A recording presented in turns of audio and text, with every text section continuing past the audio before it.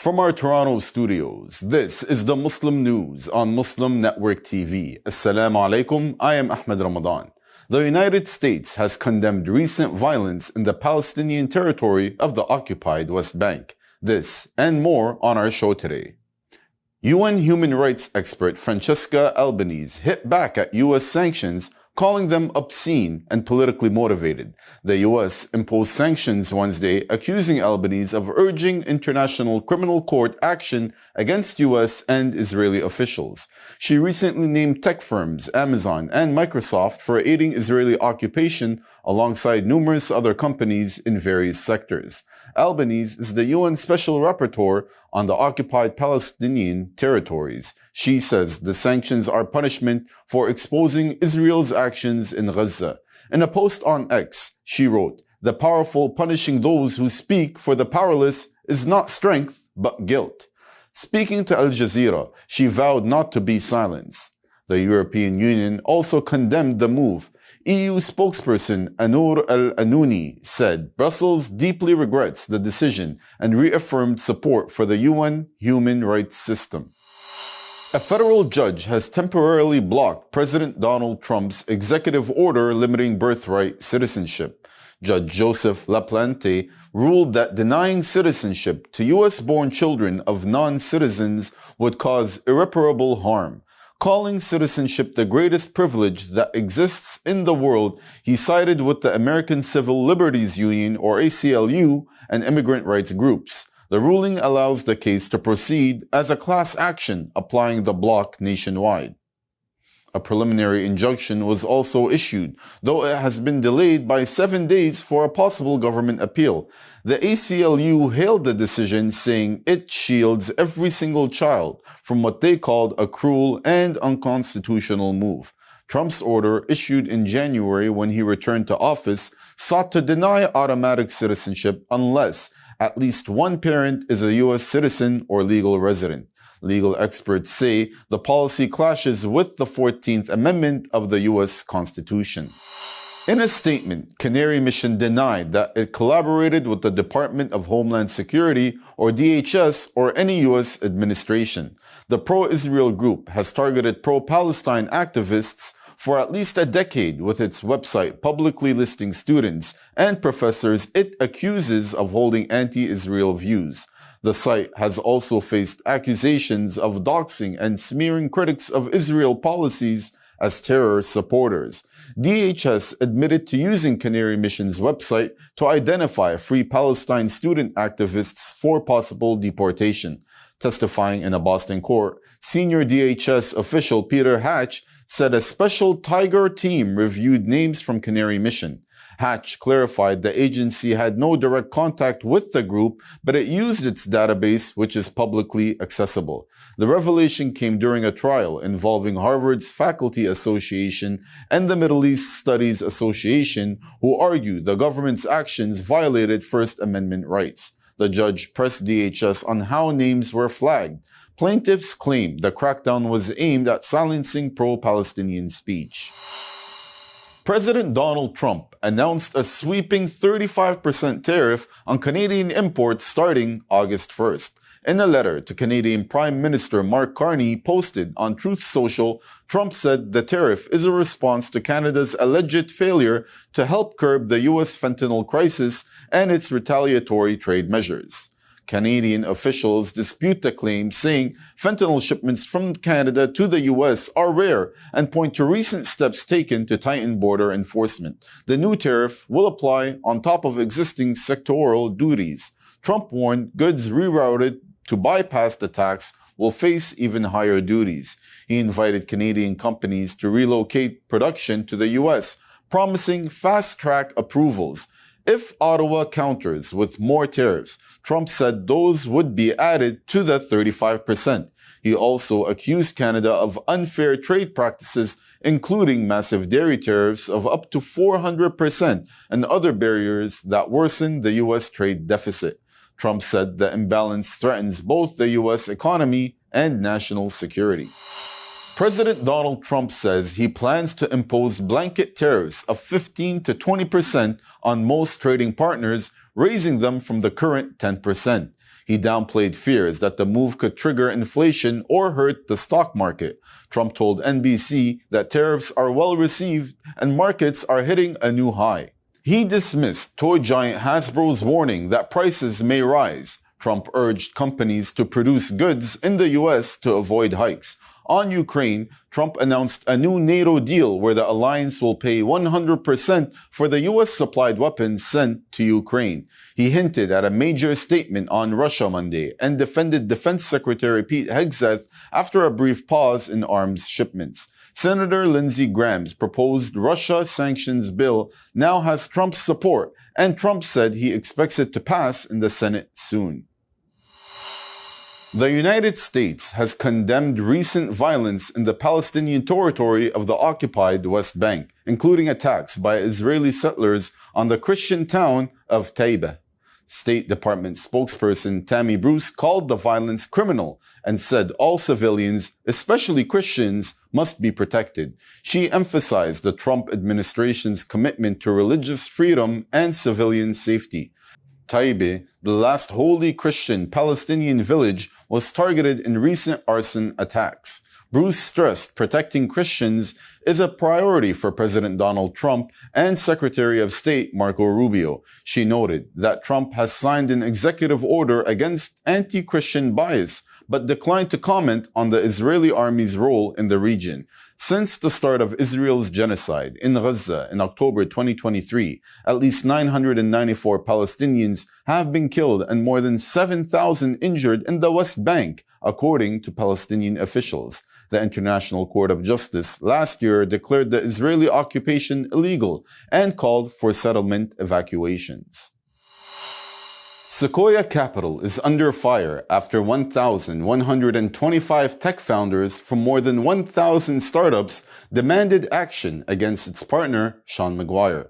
Sequoia, one of the world's largest and most influential venture capital firms, is accused of tolerating hate speech. The backlash follows a July 4 post on X by McGuire, which founders say was inflammatory and part of a pattern of anti-Muslim rhetoric. McGuire wrote that Mamdani comes from a culture that lies about everything and claimed he is pursuing his Islamist agenda. In an open letter, the group urged Sequoia to denounce McGuire's remarks as hate speech, apologize to New York mayoral candidate Zohran Mamdani, and take disciplinary action. They also called for a zero-tolerance policy on religious bigotry and a third-party hotline to report discrimination. Top tech leaders from Careem, Soak.com, Noon, and other global startups have signed the letter. The founders have given Sequoia until July 14 to respond, warning they will escalate publicly if no action is taken. Sequoia has yet to issue a statement. The European Council of Imams has condemned a controversial visit by a group of so-called Imams to Israel. Details coming up next.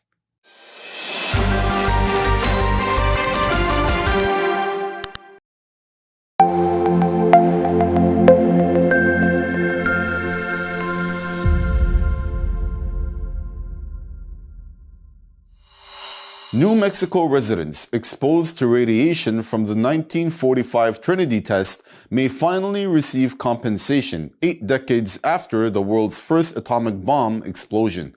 President Donald Trump has signed a bill extending the Radiation Exposure Compensation Act, now covering Trinity downwinders. Eligible residents can apply for $100,000 in damages. The Trinity test took place in the Jornada del Muerto Desert in July 16, 1945. Thousands in nearby Hispanic villages and the Mescalero Apache tribe later developed rare cancers, but were never included in earlier compensation laws. Despite the breakthrough, healthcare coverage was stripped from the final bill, and many exposed areas such as Guam and parts of Arizona remain excluded. Activists say 2 years is not enough to reach all victims. Public interest surged after the release of the film Oppenheimer, which ignored the human toll in New Mexico.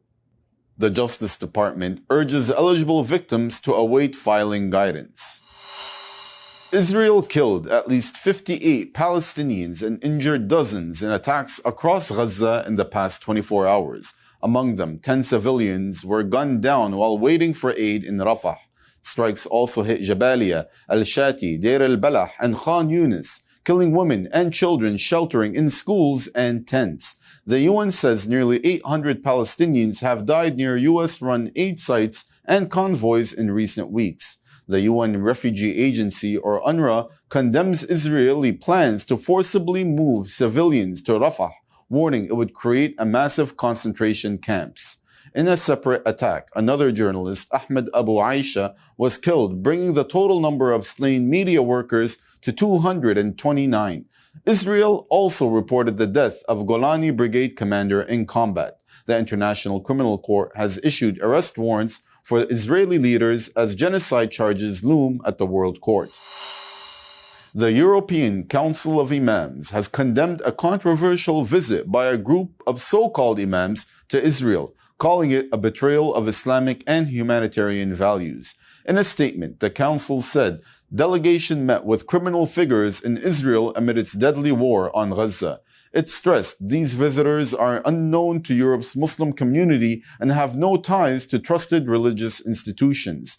Labeling the visit provocative and showy, the Council warned against attempts to whitewash Israeli crimes or mislead public opinion. The Council urged Imams and scholars to intensify support for Palestinians and resist efforts to normalize ties with what it called a genocidal regime.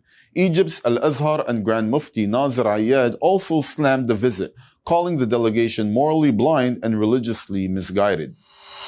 Thousands rallied in Venezuela's capital, Caracas, on Thursday, demanding the return of Venezuelan children allegedly held in the U.S. Protesters, mainly mothers and grandmothers, accused American authorities of separating minors from their families. Some also raised concerns about relatives held in El Salvador. Holding SOS signs and children's photos, they urged global action. The Venezuelan government says more than 30 minors have been unlawfully retained by the U.S., calling it a theft. Officials say the protest is part of efforts to raise international awareness and pressure Washington to respond to the growing number of such cases. Dubai Islamic Bank has arranged a $1 billion Islamic finance deal for Pakistan. The syndicate facility is backed by top Gulf-based lenders and follows Sharia principles. It aims to support Pakistan's infrastructure and development projects. DIB led the syndication process, bringing together major Islamic financial institutions. The funding will help Pakistan tackle fiscal pressures and invest in key public services.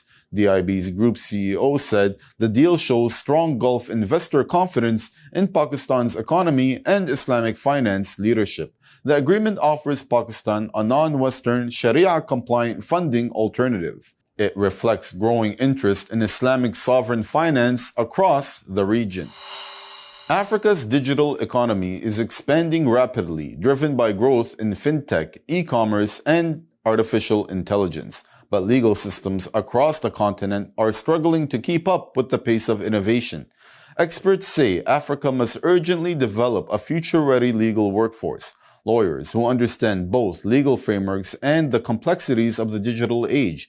From data protection to intellectual property rights in tech, the legal landscape is shifting rapidly. Strategic mentorship is emerging as a powerful tool to train a new generation. Meanwhile, in Rwanda, a $100 million urban cable car project is set to transform mobility in Kigali. Backed by the African Development Bank, the system aims to reduce traffic, lower emissions, and provide green, inclusive infrastructure in a rapidly urbanizing city. In Kenya, farmers in the banana-growing highlands are leading in eco-innovation.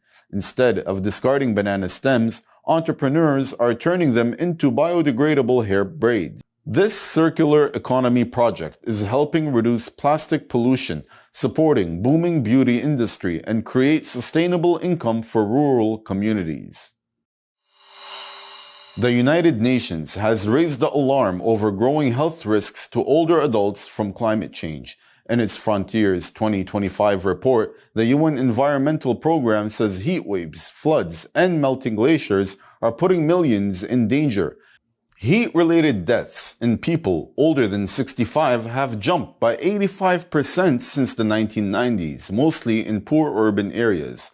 Many elderly face added risks from chronic illness, poor air quality, and coastal flooding. UNEP urges greener, more accessible cities, better disaster planning, and clearer climate warnings. It also backs a new legally binding treaty to protect the rights of older persons. The report warns melting glaciers could unleash ancient microbes, raising fears of drug-resistant diseases. It also cites the threat of toxic chemicals from flooding and aging dams that may collapse. The UN calls for urgent global action to protect the most vulnerable as temperatures rise. That's all from our Toronto studios. Thank you for watching Muslim News. We are a community channel dedicated to bringing you stories you can trust. Please like, share, and subscribe to our content. You can also comment to let us know what you think of our coverage. You can donate now by visiting muslimnetwork.tv/donate. For more content, keep watching Muslim Network TV. Salam.